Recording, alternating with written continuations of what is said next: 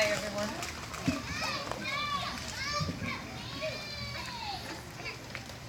Hello.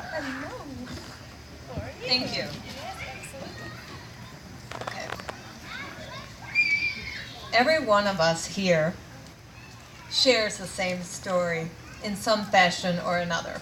The question I ask you is, what are you going to do with your story? We found out our son Kyle was a heroin addict in 2013, and it rocked our world.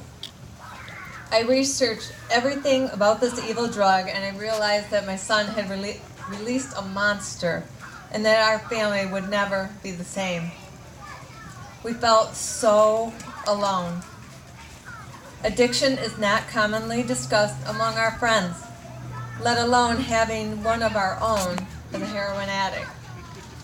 I found an online support group called The Addict's Mom, and eventually met some other women who were struggling with their adult children that were on heroin. From that, we educated ourselves, attended meetings, and shared our family story.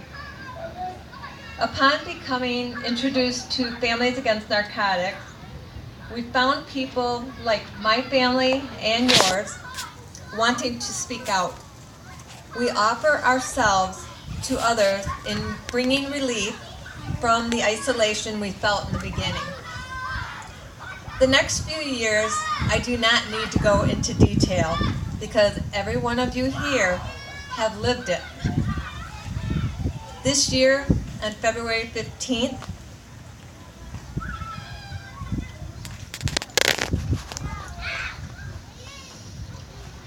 my son Kyle passed away at 26 from a heroin overdose. I really felt I needed to speak at his funeral, and that is when I wrote A Mother's Thoughts. I'd like to share it with you now. Tom, I, and our family would like to thank you all for the love and support we've received over the last week. We felt we lost the Kyle we raised and loved several years ago. But you know, after reading posts, people calling, text messages, and through his friends' stories, it was evident that the Kyle we raised and loved could still be seen, but a lot of it was masked by his addiction. We want you to know he was so much more than addiction. Kyle was kind, helpful, stubborn, supportive, loved to volunteer, had leadership skills, could put anything together without instructions, which drove me nuts. And best of all, and he served his country in the Army.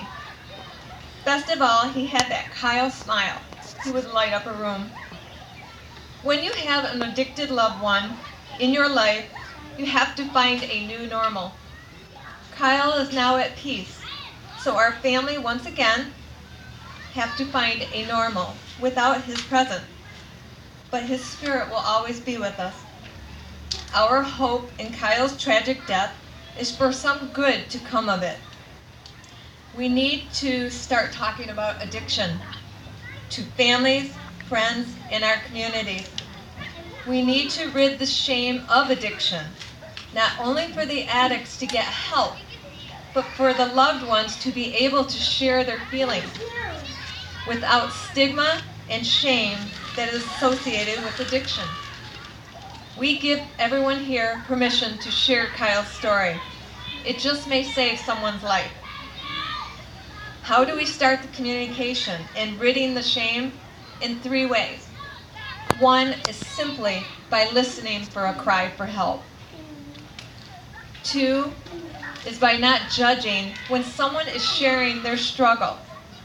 And 3, offering a hand of hope, because you now know someone that might be able to help. Rest in peace, my son, because we know, rest in peace, my son, and know that we will carry the torch to help others in their struggle. We will always love you. So I started with a question for everyone. What are you going to do with your story? I challenge you to find a way to share your story. Since my experience of sharing Kyle's story, it has let me start the healing process. It has let others know I understand. It has let others know they're not alone.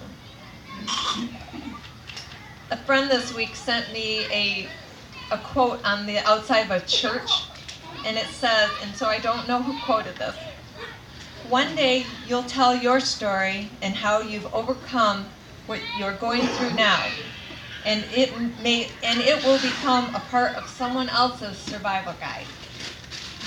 The domino effect that happens sharing your story can be rewarding all the way around. As it says in 2 Corinthians 1, 3 and 4, "Blessed be the God and Father of our Lord Jesus Christ, the Father of mercies and God of all comfort, who comforts in all our tribulations, that we may be able to comfort those who are in trouble, with the comfort with which we ourselves are comforted by God." Our loved ones are now gone, and now it is time for them to continue to live through your story. I would like to close with the song by Lionel Richie called "Goodbye." I wanted you for life, you and me in the wind.